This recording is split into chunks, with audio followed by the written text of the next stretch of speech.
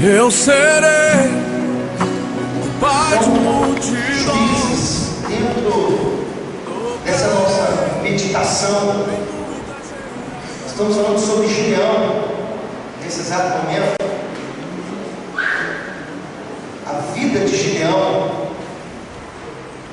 como Gideão se enxergava, como ele se via incapaz. Ele enxergava que a realidade do que estava acontecendo com ele era o que ele trazia para a sua vida e é o que o dominava. Ele era da menor família de Manassés, a família mais pobre de Manassés. Ele se sentia inferior e incapaz. Mas o anjo do Senhor disse: homem valente. E às vezes nós nos olhamos a nossa realidade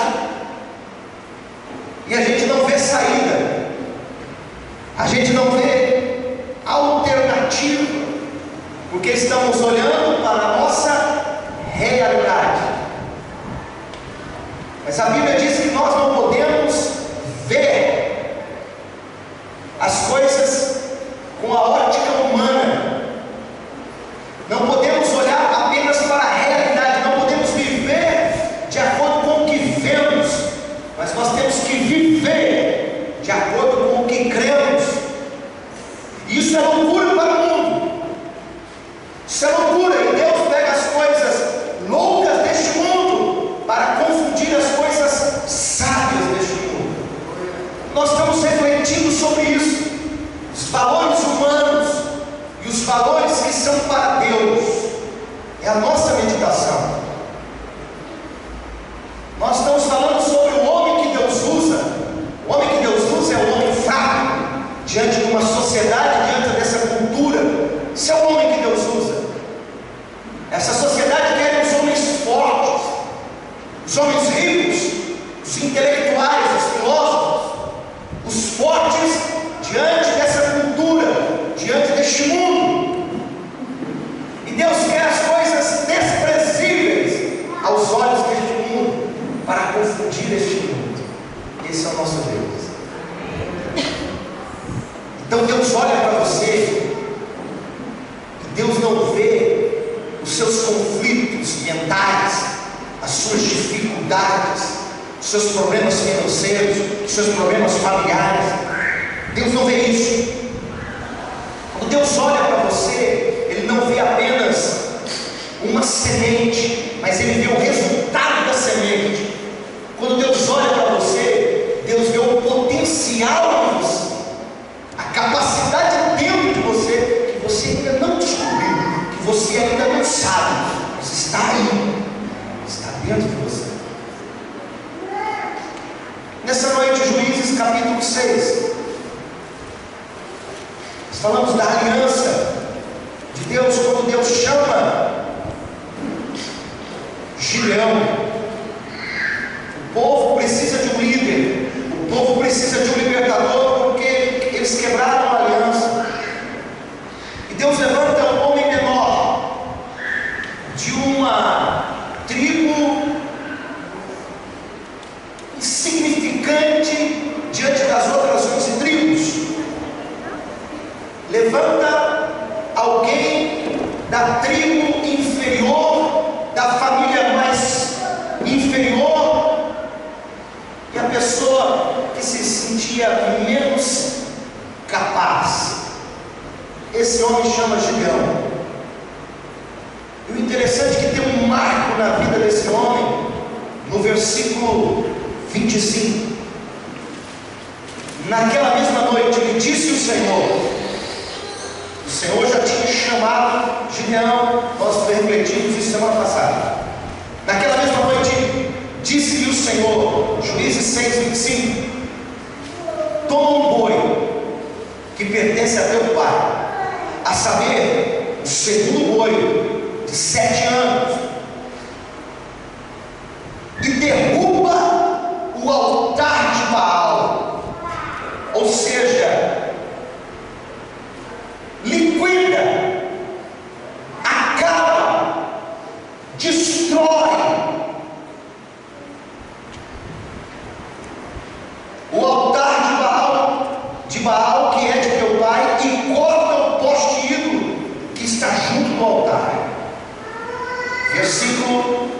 6: edifica, constrói, levanta ao Senhor teu Deus um altar no cimo deste baluarte, em camadas de pedra, e toma o segundo boi e oferecerás em holocausto com a lenha do poste ídolo que vieres a cortar. Então Gideão tomou 10 homens dentre os seus servos e o fez como o Senhor lhe dissera. Tendo ele, porém, a casa de teu pai e os homens daquela cidade, não o fez de dia, mas de noite. Levantando-se, pois, de madrugada, os homens daquela cidade, eis que estava o altar de Baal teu pai, e o poste ídolo que estava junto dele, cortado. E o deferido e o referido segundo boi foi oferecido no altar em sacrifício. Feche os olhos. Deus é a tua palavra. Fala de forma rema com cada um aqui, Deus. Que não seja a minha palavra, pois de mim, ó Deus, serão apenas palavras, mas se for o Senhor através da minha vida, essas palavras se tornarão, ó Deus, vida dentro de cada um, pois a tua palavra é espírito e vida. Que seja um divisor de águas, que seja uma transformação, que essa palavra, Senhor, venha penetrar, ó Deus, onde ninguém mais pode penetrar. Que ela venha, Senhor, aprofundar no subconsciente desse homem e dessa mulher, e que a mente de cada homem, de cada mulher e cada jovem seja transformada em nome de Jesus, para que todos experimentem a boa, perfeita e agradável vontade do Senhor. Em nome de Jesus, e todos digam amém. Olha um pouquinho para o pastor. Como é interessante.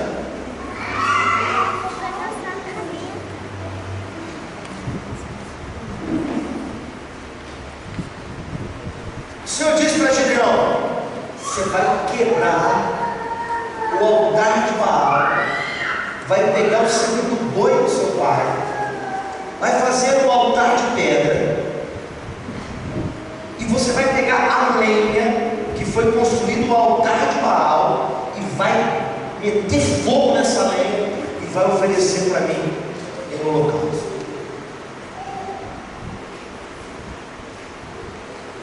Gente,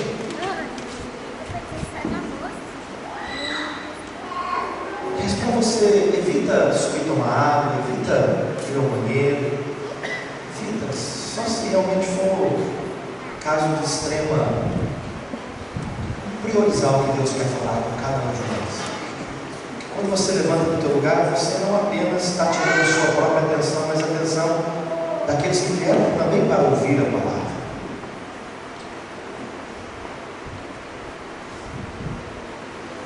O que significa queimar essa lenha? Significa romper com o passado, romper com aquilo que separava de Deus, com aquilo que impedia o fluir de Deus na vida daquele povo. O altar de Baal, o altar construído a Baal, é o símbolo da quebra da aliança com Deus. Isso significa que eu tenho que olhar para a minha vida, que você tem que olhar para a sua vida, e o que é que tem dentro da tua casa que significa uma aliança com aquilo que não é de Deus e que precisa ser destruído, queimado, destruído, arrancado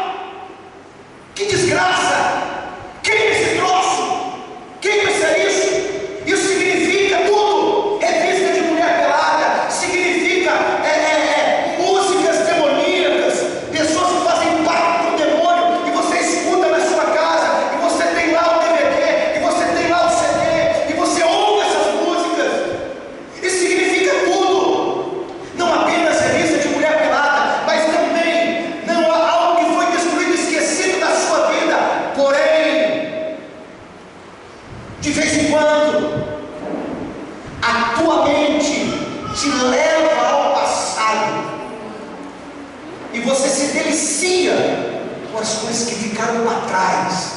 Arranca isso da sua mente, pois a palavra diz que nós temos que, para não nos conformar com este século, mas transformar-nos pela renovação da nossa mente, para que experimente a boa, perfeita e agradável vontade de Deus.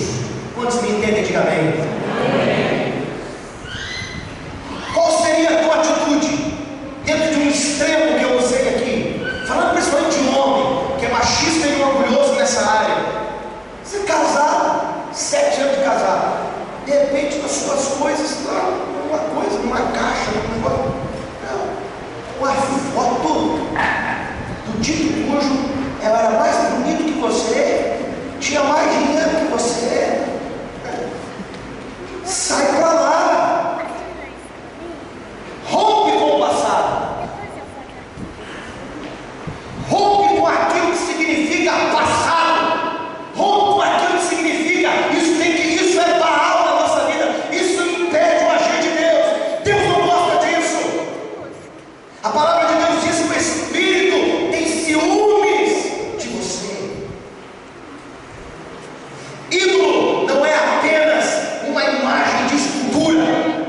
Ídolo pode ser algo que está aqui, que divide você, a tua atenção, o teu coração com Deus. Cuidado,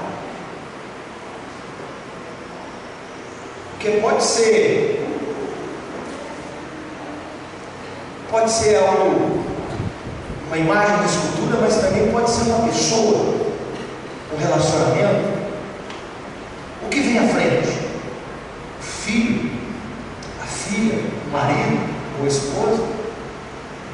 Deus deu Isaac para Abraão. 25 anos ele esperou por Isaac.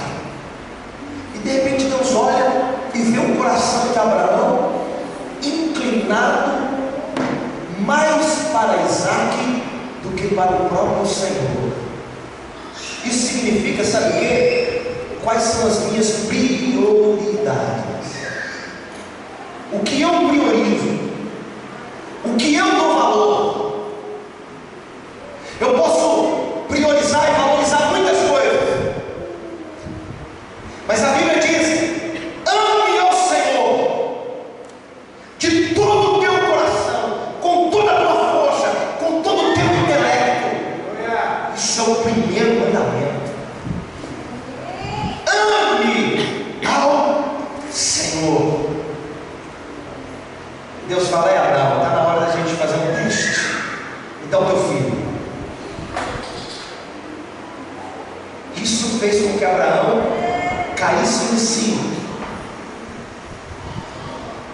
Que Abraão acordasse de um transe, como se Abraão tivesse sido hipnotizado. Porque às vezes as situações em nossas vidas parece que estamos hipnotizados.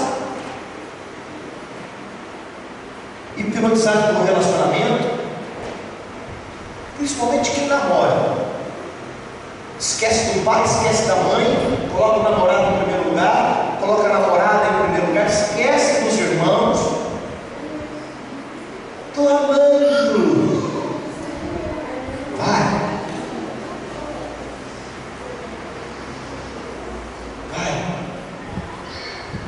Assim é uma profissão, um trabalho. Assim pode ser um carro. Assim pode ser uma casa. Certa vez o marido falou assim para mim: pastor, eu precisava de... A minha esposa, ela passa tanto pano no chão, que se ela passasse um pouquinho só do pano que ela passa no chão, se ela passasse a mão em mim, eu estava contente, pastor. Ela ama esse chão dessa casa, e a vontade era quebrar tudo, pastor. Dá mais valor à casa, à limpeza da casa, do que ao marido. 3 coisas que nós precisamos entender. Nós precisamos alimentar a nossa mente com a verdade.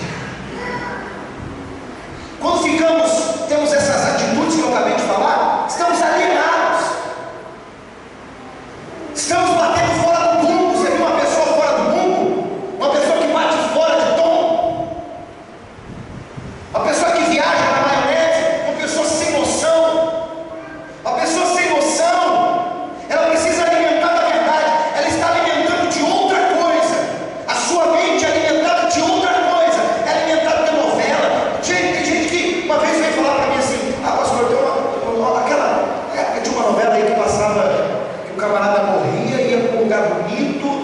e o outro ia para. Não ia para o inferno, mas ia para o purgatório. E a pessoa veio, só crente, veio falar para mim assim: é igual aquela novela, será que eu vou ficar vendo os passarinhos? Ficar vendo...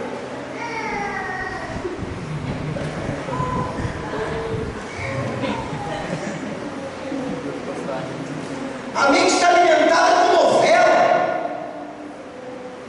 A mente está alimentada com as coisas desse século. Se eu alimento a minha mente com as coisas desse século, eu vivo de acordo com as coisas desse século, eu semeio as coisas de acordo com esse século, eu colho de acordo com as coisas desse século.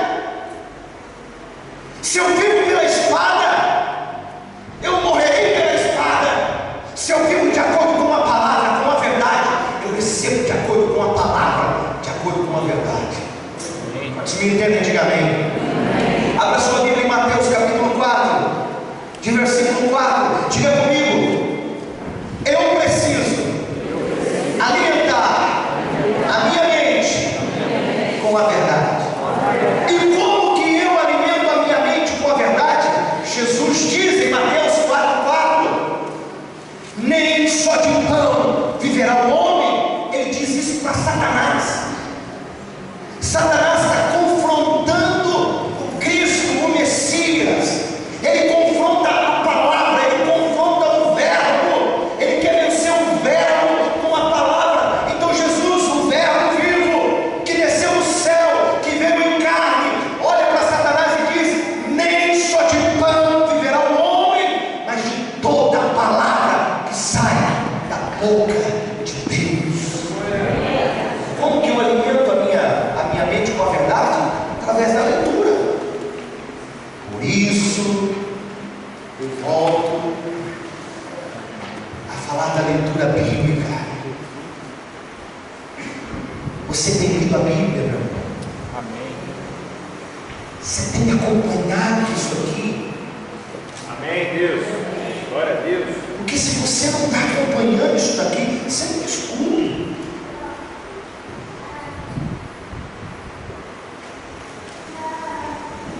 É para nós mesmos, para a gente alimentar.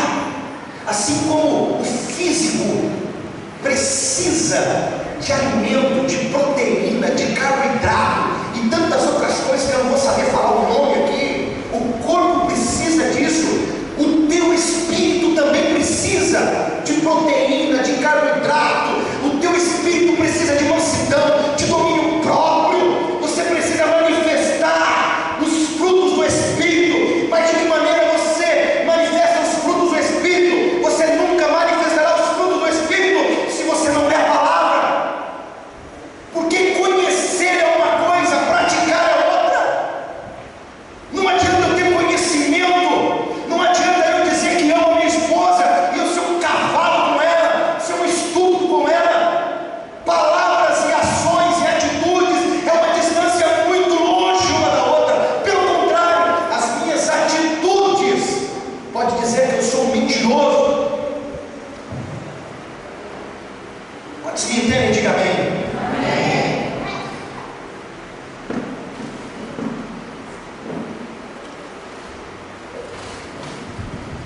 Mas quando eu leio em espírito, não na carne, aí eu vou ler, né? Porque o pastor está pegando no pé, eu vou ler, né? Então, Deus falou para Abraão: eu quero teu filho. Amanhã eu tenho que comprar prego, 2 parafusos. Abraão levou seu filho. Eu tenho que comer aquele cheque.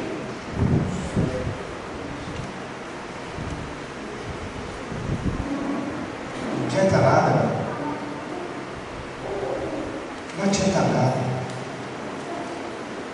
Você está entendendo? É a mesma coisa do marido: eu não vou beber mais. Eu não bebo mais, velho. Fica comigo, velho. Eu não vou beber mais. Fui a última vez. Não bebo mais. é que largar dele, porque encheu tanta cara, foi no banheiro de madrugada fazer xixi, abriu a porta da geladeira e fez xixi na geladeira, pensando que estava fazendo xixi no banheiro. A mulher não aguentou mais. Não, chega, acabou. Eu já vi gente falar que abriu a porta do guarda-roupa, fez xixi dentro do guarda-roupa. Já escutei essa também. É verdade isso, viu? A mulher chega, acabou, vai embora, acabou, não quer mais, some daqui.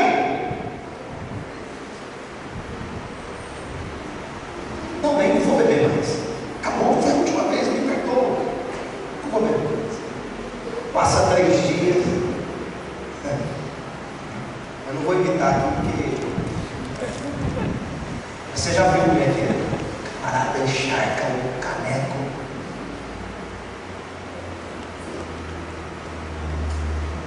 Nós temos que viver a palavra. Tem que ser prioridade na nossa vida. Aí nós nos alimentamos com a verdade. Segundo, nós precisamos deixar a nossa mente livre de pensamentos destrutivos. Abra sua Bíblia, Filipenses, capítulo 4. Filipenses, capítulo 4. Novo Testamento. Filipenses, de capítulo 4. Você sabia que 90% de coisas ruins que você pensa que vão acontecer, ou que vão te acontecer, não acontecem? 90%.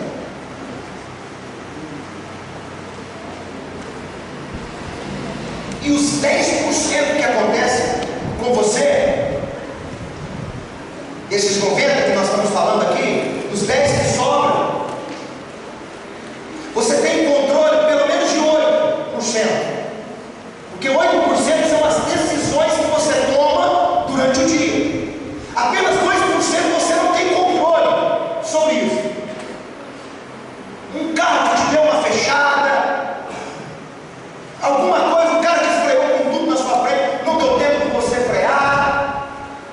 2% apenas você não tem controle, mas os 8% é decisão sua.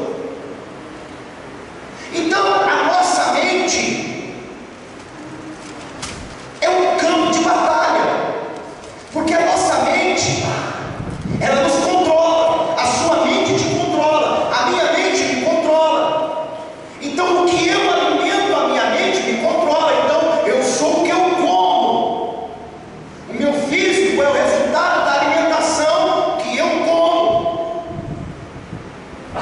A minha vida espiritual é o resultado do que eu alimento a minha mente. Do que eu alimento a minha mente? Se eu alimento a minha mente com lixo, então eu vou começar a acreditar na reencarnação, porque eu não li a Bíblia. Eu não li a Bíblia, então eu acredito em reencarnação, eu acredito em purgatório. Eu não li a Bíblia, eu não sei o que a Bíblia diz a respeito. Quantos estão dormindo? Diga amém. E olha o que diz a palavra em Filipenses capítulo 4, de versículo 8. Finalmente, irmãos, tudo que é verdadeiro, tudo que é respeitável, tudo que é justo, tudo que é puro, tudo que é amável, tudo que é de boa fama, se alguma virtude há, se algum louvor existe, seja isso que ocupe vosso pensamento. Então, o pensamento destrutivo choca a minha mente. Quando eu tenho um pensamento destrutivo, quando eu sou confrontado, quando eu sou injustiçado, quando eu recebo crítica, então, como eu lido com o dia a dia na minha vida? Como eu lido com uma crítica? Como eu lido com uma perda? Como eu lido com um prejuízo? Como eu lido com uma injustiça? Como eu lido com o pecado? A maneira como eu lido com as coisas revela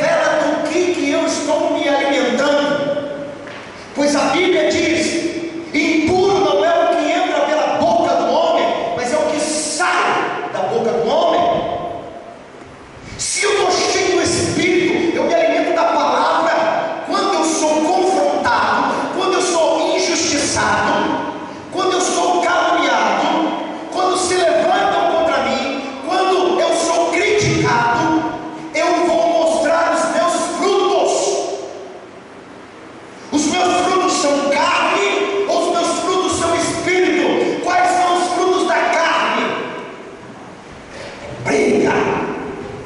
Olho por olho, dente por dente.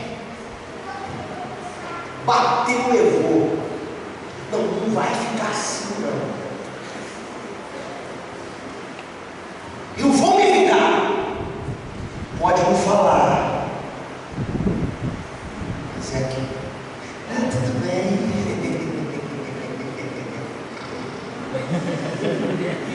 Maledito. Maledita. A vingança será maledita.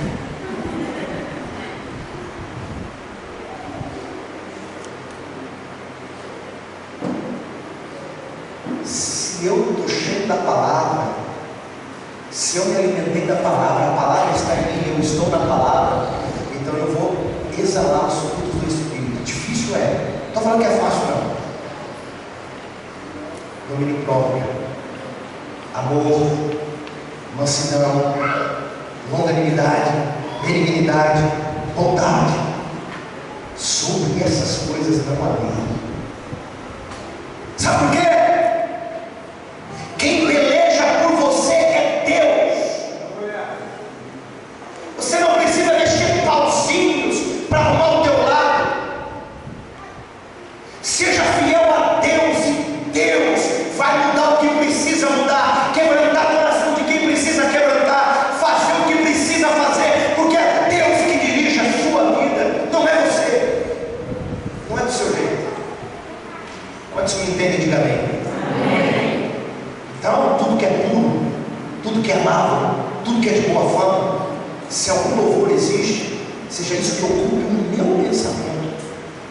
Eu não vou aceitar uma seta do diabo na minha mente, a respeito de qualquer coisa que seja. Não vou aceitar.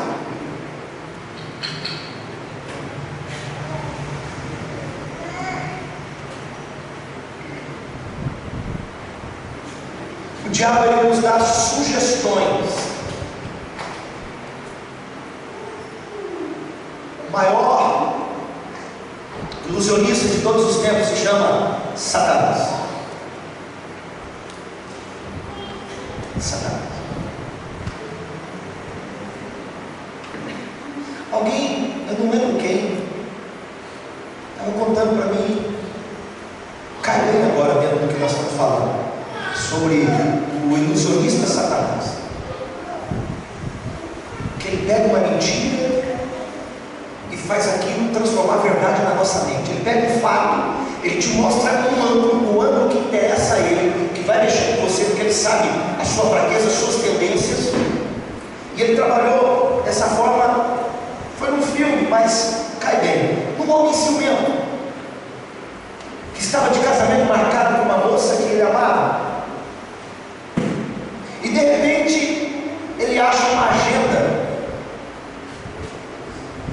na casa, e quando ele olha a agenda, ele vê que ela está apaixonada por um outro cara. E por causa disso, ele fala: chumbo cruzado, ela me traiu, eu vou trair ela. E quando ele trai a moça descobre e larga dele. E houve uma briga, uma discussão, quando eles estão ali brigando e largando. Aí ele fala: mas você fez primeiro, olha aí a agenda. A amiga está perto e fala: não, essa agenda é minha.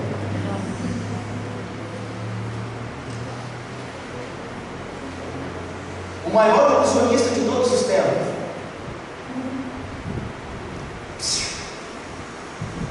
Se a tua mulher está calada,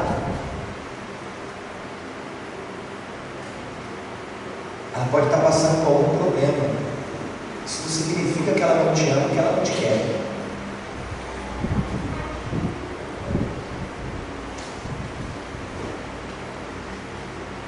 Cuida dela, né? Vai no médico. Vocês estão entendendo o que eu estou falando, né? Não precisa ser mais claro que isso, mais específico. Hoje não, porque dos 7 às 10, dos 7 anos aos 10 anos das crianças estão aqui. Então não vou falar sobre isso, mas você está entendendo, né?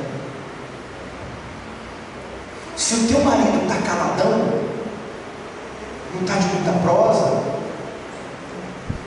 ô minha filha, isso não significa que ele tem outra.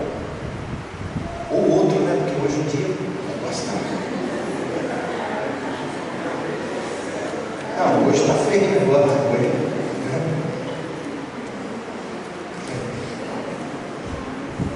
Significa.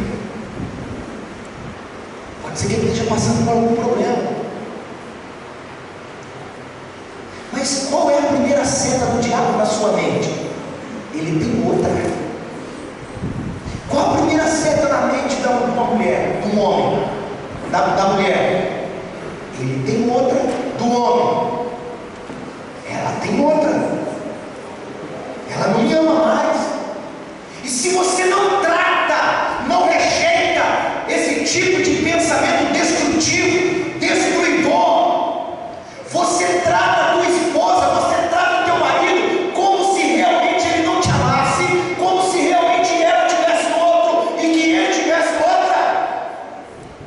Você trata a pessoa dentro de uma ilusão na sua mente, e aquilo que está dentro da sua mente não é fato, não é verdade, é uma ilusão. E toma cuidado, que tem muito crente agindo por sugestões satânicas na mente, tomando decisões, agindo precipitadamente, porque está deduzindo, supondo uma realidade que não existe. Quantos me entendem, diga amém. Trate, converse, sente, seja inteligente, usa de sabedoria.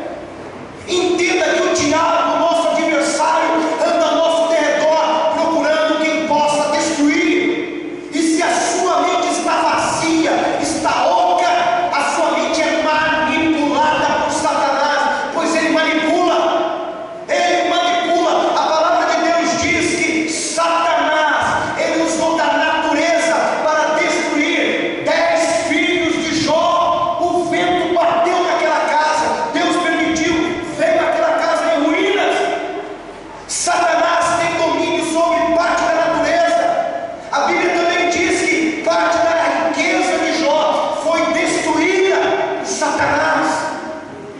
Se Satanás manipula a natureza, e se você não está avivado com a palavra, se a palavra não está dentro de você, você está fraco, você está fraca, porque você não se alimenta. Se você não se alimenta, você está com... Quem não come direito está com o que mesmo? Anemia. Está anêmico. Quem fica anêmico fica doente, fica leproso, fica cheio de dodói, de não me toque. É uma presa fácil para Satanás. Satanás vem e vem para destruir. Ele vem para roubar, matar, ele não tem pena de você. Ele não tem pena de mim. Pelo contrário, tem ódio de você, tem ódio de mim. E o que ele puder fazer para jogar uns contra os outros, como ele fez com os anjos do céu, que se levantaram contra o próprio Deus. Você acha que ele vai fazer isso dentro da sua casa? Você acha que ele vai fazer isso dentro da sua empresa? Você acha que ele vai fazer isso com pessoas que você ama? Você acha que ele vai fazer isso dentro da igreja? Você acha que ele vai fazer isso com a sua célula? Você acha que ele vai fazer isso com o seu ministério? Ele vai fazer. Agora, quando a gente se alimenta da palavra, nós temos discernimento, pois o Espírito Santo está atento dentro de nós, ou seja, o nosso espírito está atento à voz de Deus. A carne está dominada, está debaixo, e o Espírito está vivificado, está atento. Ele olha e discerne: isso é maligno, isso veio para destruir. Não, aqui não. Não vou deixar que isso alimente, eu vou tratar disso agora. Porque tem gente que fica 4 dias sem falar com a mulher. Irmãos, eu também sou casado. Eu não sou super-homem. Eu também, às vezes, tenho dificuldade no meu relacionamento conjugal. Eu tenho. Eu não estou aqui para dizer que sou melhor que ninguém, ai de mim. Mas eu procuro tratar as coisas. Quando eu falo de maneira áspera, eu não deixo passar muito tempo, não. Eu vou e trato, peço perdão, ajeito as coisas na hora. Quando eu vejo que está um clima meio, sabe, vou voar no teu pescoço, vou, você vai levar, vou voar no seu. Exagerando, não é assim. Quando sabe, fala uma coisa lá, fala outra coisa lá, e fala outra coisa aqui, parou, Satanás está rodeando aqui, né? Satanás, vamos doido para correr? Vamos, vem cá, desculpa, não, desculpa eu, então desculpa, vem cá, beijo, te amo, também te amo, nós temos uma aliança, nós temos um compromisso, aquilo que nós falamos,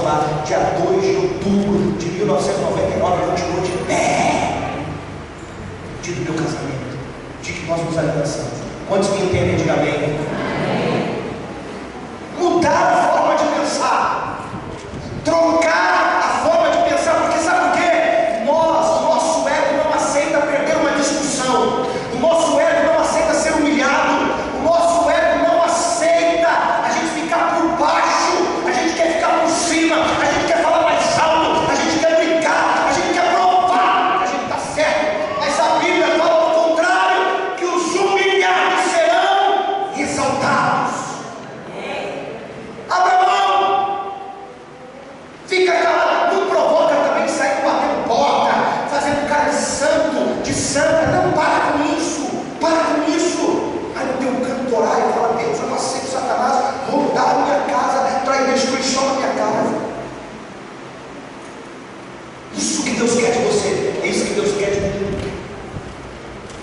Se for para agir como o mundo age, cada um pega uma faca e vamos ver o que acontece.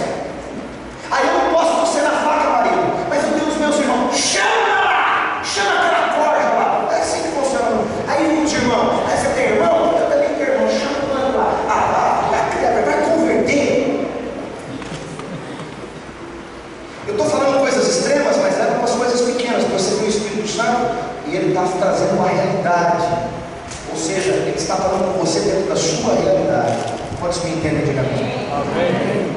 3, nós precisamos focar a nossa mente nas coisas de Deus. Foca a tua mente nas coisas de Deus. As coisas de Deus é prioridade na sua vida. Por isso, irmão, nós somos uma igreja de células. Nós valorizamos e priorizamos as células. Se você não faz nada num dia que tem célula, meu filho, minha filha, vou falar como o apóstolo João, meu filhinho, minha filhinha, você está perdendo tempo. Eu sei que tem alguns que trabalham, eu sei disso, irmãos, por favor, não me interprete mal.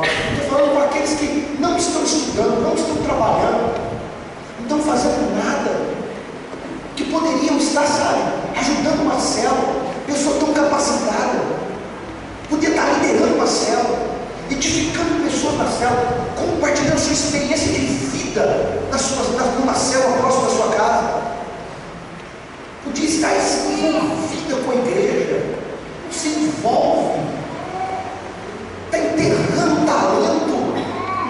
Um dia Deus vai comprar esse talento, não faz nada, faça isso, foque as suas coisas em Deus, priorize as coisas de Deus. Abra sua Bíblia em Colossenses capítulo 3. Nós precisamos focar a nossa mente nas coisas de Deus. Colossenses capítulo 3.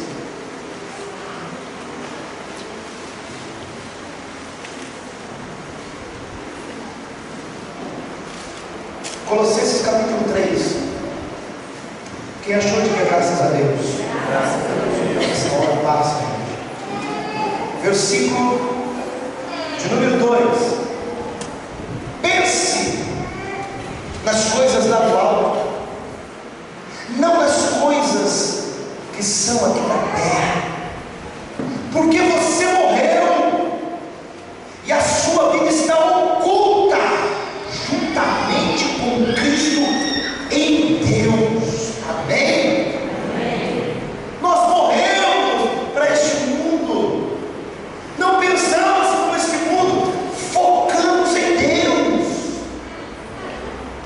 focamos nas coisas de Deus, não pensamos como o mundo pensa, nós pensamos diferente, porque se nós pensarmos como o mundo pensa, nós somos mais um no mundo, e não fazemos a diferença. Para fazermos a diferença, nós temos que pensar como Deus quer que nós pensamos de acordo com a sua palavra. Então as nossas ações, as nossas atitudes serão diferentes.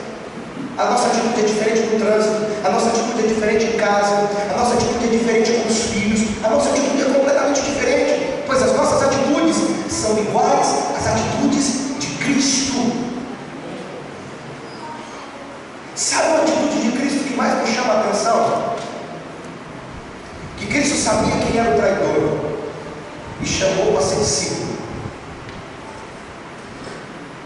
uma fumaça dentro aqui, vocês estão sentindo aí, está vendo? Tem jeito de ligar mais algum ventilador aí? Faça favor dos diáconos aí, liga quem está aqui, liga aqui, ó. Espantar essa fumaça daqui, pelo amor de Deus. Pode levantar esses 2 vidros aqui, ó. 3 vidros, ó, estão fechados. Abre aí, gente. Cristo, olha para mim. Tem que ser aqui, ó, esse daí. Puxa aqui primeiro, devagar. Dá um tranquilo, devagar. Isso, meu filho, isso. Vai. Isso. Depois a gente apaga. Depois a gente diminui. Isso. Devagar. Isso. Melhorou? Está melhor? Obrigado, viu? Deus abençoe.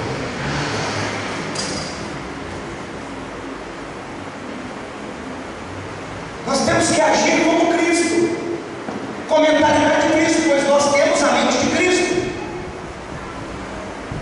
As nossas atitudes não são carnais, as nossas atitudes são espirituais. Aí eu vi uma definição e eu fiz uma pequena alteração nessa definição. E eu encerro essa palavra falando essa definição e lendo o versículo. Deixa eu ver com você o versículo. Olha sua Bíblia em João, capítulo 8. Evangelho de João, capítulo 8. Evangelho de João, capítulo 8.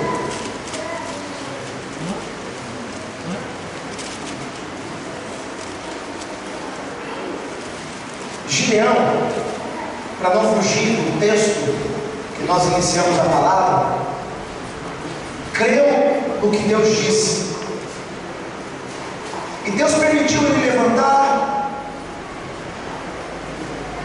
muitos homens para a batalha. Deus queria que ele fosse apenas com 300, mas Deus permitiu ele levantar um grande número de soldados.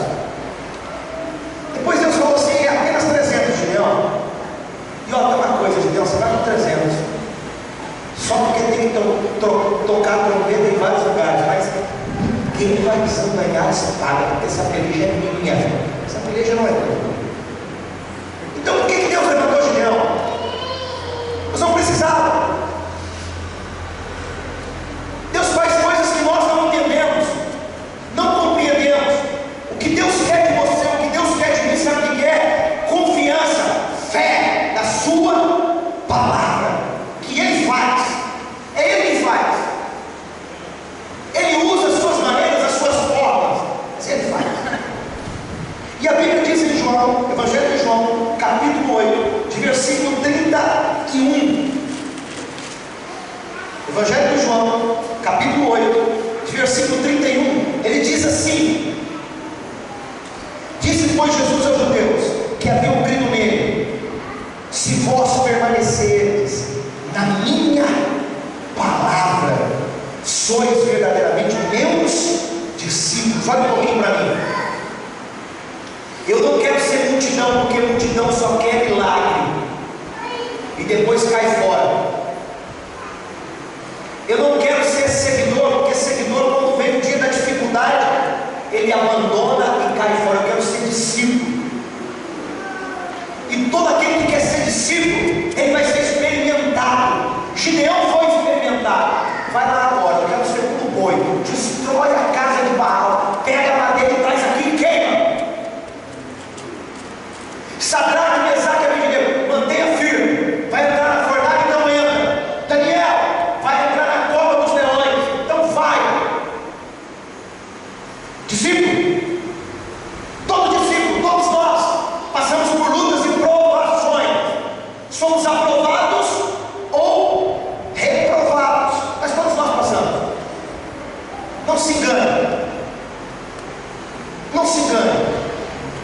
Mas olha o que diz a palavra no versículo 32: e conhecereis a verdade, e a verdade vos libertará. Conhecereis a verdade. Como eu vou conhecer a verdade se eu não leio a palavra? Como eu vou conhecer a verdade se eu só leio aqui na igreja? Versículo 36: se pois o Filho vos libertar, verdadeiramente sereis livres. Aí eu quero ler a definição de estupidez.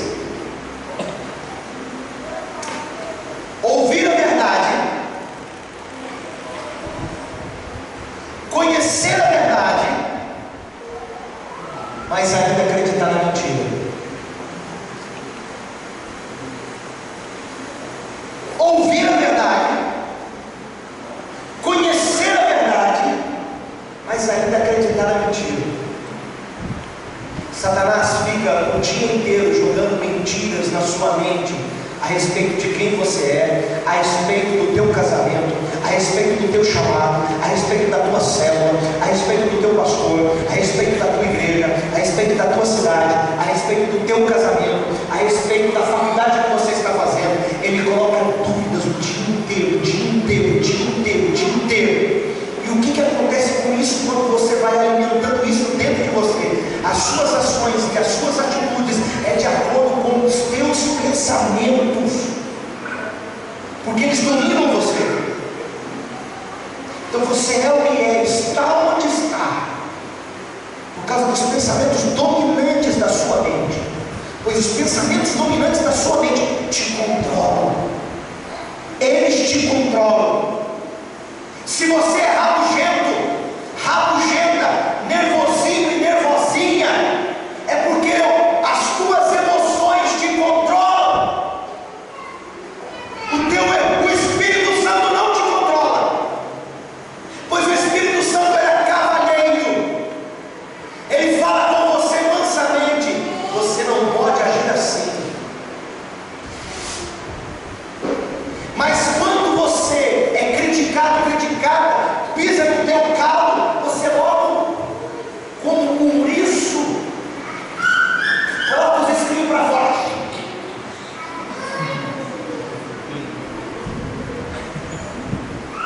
Carne pura, está fedendo churrasco, é carne. O Espírito Santo, eu não vou falar que ele não está aí, quem sou eu, mas o Espírito Santo está aqui, de cantinho. Estou aqui. Na hora que você quiser que eu entre em ação, você fala que eu entro. Mas enquanto você, o eu, estiver aí, eu estou aqui. Se você quiser que eu haja, está no velho. Aí o Espírito Santo olha e fala assim: eu sei que você está machucado, eu sei que você está ferido, eu sei que você está ofendido, mas eu vou te ajudar. Vamos perdoar?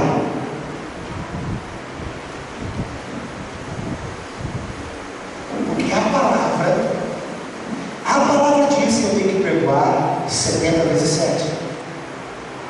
Porque a palavra, que é o verbo vivo que desceu do céu, que habita em mim, que está em mim, e eu estou nele, e eu me tornei um só espírito com ele, diz que eu tenho que ser longânimo com os débeis na fé. Quem são os débeis na fé? Os débeis na fé, aqueles que não leem a Bíblia, que não têm a mesma intimidade, que não têm uma maturidade na palavra.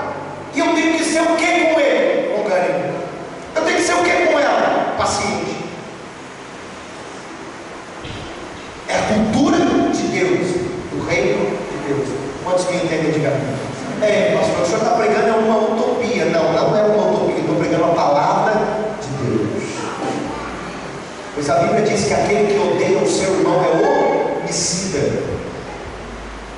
O Antigo Testamento, dente por dente, pedra por pedra, é soco por soco, espada por espada. Mas o Novo Testamento diz que eu tenho um novo mandamento, vos dou uma nova aliança. Novo mandamento vos dou, é que eu tenho que amar o meu irmão como Cristo me amou.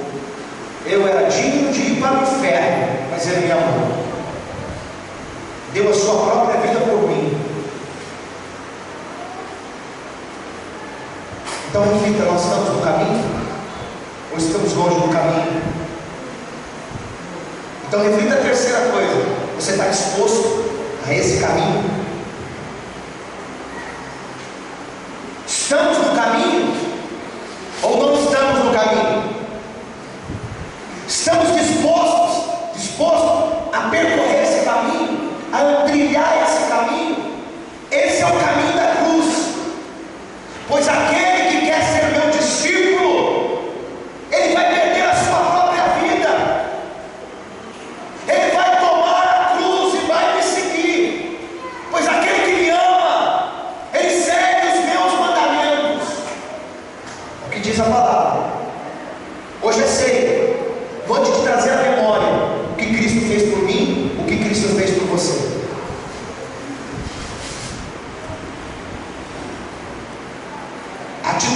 Jesus, faço o encerramento dessa palavra. Abra sua Bíblia, 1 João, capítulo 1, e depois nós vamos ler Mateus capítulo 7.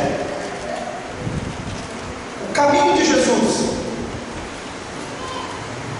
Por 3 vezes, a oração de Jesus, na leitura de Mateus, quando Jesus está no Getsemane, e ele chama os discípulos para orar, por 3 vezes ele ora: Senhor, se possível,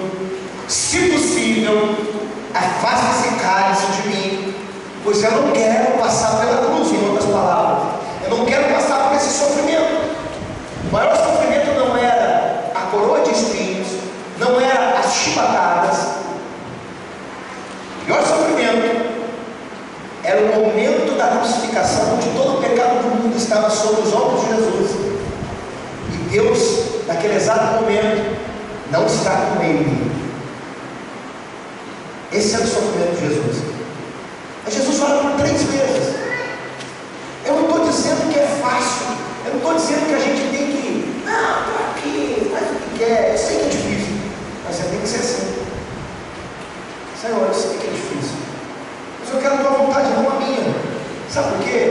Porque eu posso viver os prazeres desse mundo aqui por algum tempo, por alguns anos, e isso é passageiro, é trivial, é bobagem. Eu quero o que é eterno, que vai ficar por toda a vida. É o que eu quero, é o que eu almejo. Então, Senhor, se é necessário, Senhor, se é o que o Senhor quer para a minha vida, eis-me aqui, por mais difícil que seja, pois eu prefiro entrar no reino dos céus sem um olho, sem uma mão, do que entrar no inferno, um olho completo, com os 2 olhos, com o corpo completo. Quantos me entendem? Diga amém. 1 Pedro, desculpa, eu falei João, eu falei errado, é a primeira carta de Pedro. Primeira carta de Pedro, se eu falei João, eu falei errado, não perdoa. Primeira carta de Pedro, capítulo 4. Capítulo 4. Nós temos que andar igual a Jesus, e andar igual a Jesus é negar a si mesmo. Ou seja, eu não domino a minha vida, mas quem domina a minha vida é o Espírito Santo. Você está disposto a ser conduzido, manipulado, dominado, dirigido pelo Espírito Santo? O eu tem que morrer, o eu tem que ir para a cruz. E diz a palavra de Deus no versículo 8: acima de tudo, porém, tende amor intenso. Amor é serviço uns para com os outros, porque o amor cobre multidões de pecado. Sede mutuamente hospitaleiros, sem murmuração. Na frente da visita é uma coisa, na hora que chega lá na cozinha para pegar, esse camarada vai embora, né? Vai ter um convidado, vai ter um amigo. Versículo 10: serviu uns aos outros, cada um conforme o dom que recebeu, como bons despenseiros da multiforme graça de Deus. Aí eu quero ver um negócio aqui com você. Olha só, o fofoqueiro não tem lugar no favor de Deus.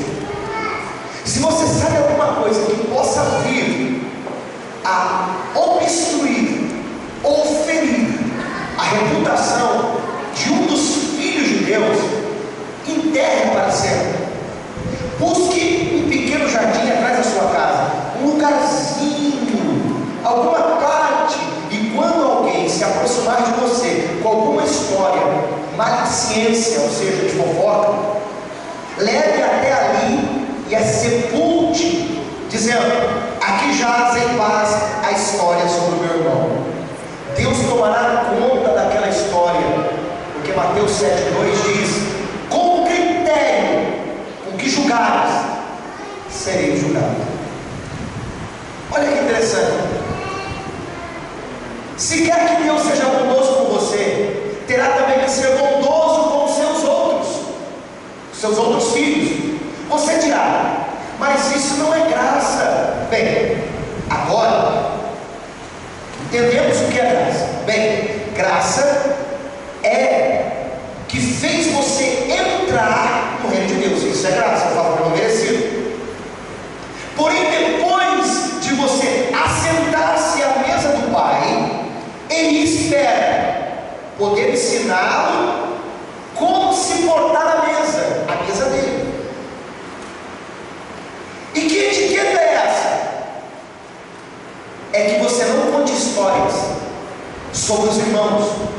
estão assentados à mesa com você, não importando onde congregam, a nacionalidade, de onde, nacionalidade ou acontecimentos do passado. Olha um pouquinho para mim. Trocando em miúdos, outrora nós estávamos em trevas, e Deus nos amou de tal maneira que a graça dele nos tirou das trevas e ele nos transportou para o reino da luz do Filho do seu amor, e nos colocou sentados junto a ele na mesa. Nós não ficamos sentados lá como um cachorrinho comendo as migalhas da mesa. Nós somos filhos, sentamos à mesa. A graça nos alcançou. Agora Ele quer que eu e você tenhamos etiqueta na mesa, tenhamos um comportamento exigido por Ele na mesa. E qual é o comportamento exigido por Ele na mesa? Os frutos do Espírito. E entre isso, eu não posso julgar o meu irmão que está sentado comigo à mesa, não importa a sua nacionalidade, não importa onde ele congrega, não importa o que ele é, porque Deus vai tratar dele como Deus trata de mim. Quantos que entendem? Diga amém. Onde você está? Curva a tua cabeça.